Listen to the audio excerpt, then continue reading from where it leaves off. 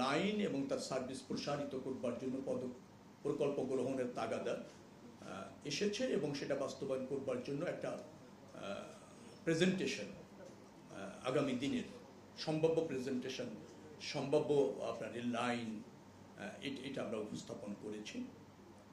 তার মানে আরও 10টা জেলা যুক্ত করতে আমরা চাইব, আমরা বর্তমান সরকার চাচ্ছে এবং চাইবে এবং তা বাস্তবায়ন করবার জন্য প্রকল্প গ্রহণ করবে। এইসব বিষয় নিয়ে আলোচনা হয়েছে আর কি। না, যেগুলি আছে সেটা তো আছে, যেখানে একেবারে নেই, যেমন মানিকগঞ্জ ঢাকার কাছে নেই, তো আমরা চাচ্ছি যে যেহেতু কমিউটার ট্রেন চালুর একটা ব্যবস্থা আমাদের অঙ্গীকার আছে, যেমন Dhaka Narayanganj, Dhaka Tongi, Joydebpur, at the same Dhaka Manikganj, Dhaka Narsingdi, তো মানিকগঞ্জ ট্রেন যোগাযোগ নেই, তো আমরা ঢাকা মানিকগঞ্জ এটা করার একটা সিদ্ধান্ত নিয়েছি যে কমিউটার ট্রেন মানে ঢাকা থেকে মানুষ তার ব্যবসা কর্ম সবকিছু ছেড়ে পাশের জেলাগুলিতে দ্রুততম সময় আসতে পারে এবং যেতে পারে কাজ সেরে, এই ধরনের একটা কানেক্টিভিটি করার চিন্তা আছে। ঢাকা থেকে কুমিল্লা কর্ড লাইন নিয়ে আপনি যেটা বলেছেন সেটা ভাবনা ছিল, আর আমরা বাস্তবায়ন করতে যাচ্ছি, এটা হলো চাচ্ছি, এটা হলো পার্থক্য। কর্ড লাইনটা দরকার, প্রায় 80 থেকে 82 কিলোমিটার পথ কমে যায়, এটা আমরা সবসময় শুনছি, কিন্তু এটা বাস্তবায়ন করবার জন্য প্রকল্প গ্রহণের তাগাদা এসেছে, দিস ইজ দ্য ডিফারেন্স।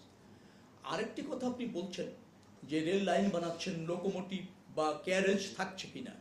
বিগত আমলে যে কাজগুলি হয়েছে সেখানে রেল লাইন হয়েছে, ক্যারেজ বা লোকোমোটিভের কোনো সন্ধানই নাই। এইরকম আমরা এবার সেখান থেকে বেরিয়ে এসেছি সম্পূর্ণভাবে।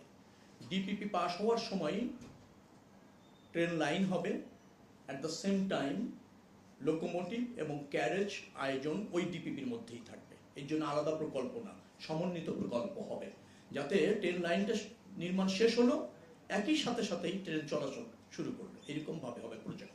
যেগুলি আসবে সবগুলি প্রজেক্টই ওই বিবেচনায় হবে, বিচ্ছিন্নভাবে হবে না। লাইন, ক্যারেজ আর লোকোমোটিভ ভিন্ন ভিন্ন প্রকল্প, ভিন্নভাবে বাস্তবায়ন তা হবে না, সমন্বিতভাবে হবে না। ফিজিবিলিটি টেস্ট আমাদের হয়েছে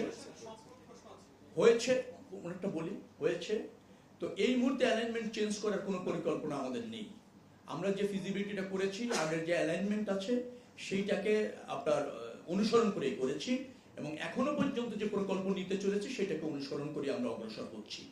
অ্যালাইনমেন্টের চেঞ্জের কোনো প্রয়োজন আমরা দেখছি না, এরকম দাবিও দেখছি না। আমি যতটা জেনেছি এই মাটি খুঁড়ে নেওয়া হয়েছে বিষয়টা এরকম না।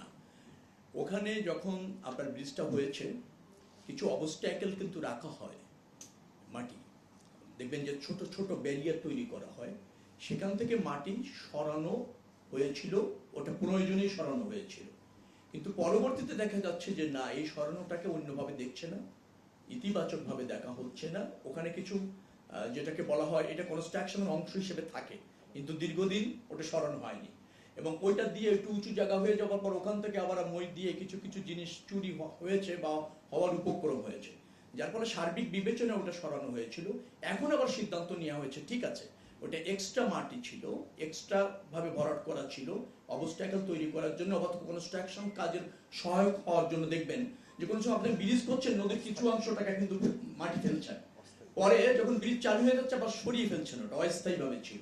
কিন্তু যেহেতু এই ধরনের একটা মেসেজ গিয়েছে, যার জন্য আমরা বন্ধ করে ওখানে গাছ লাগানোর চিন্তা করে দিয়েছি, যে ওখানে গাছ লাগানো হবে।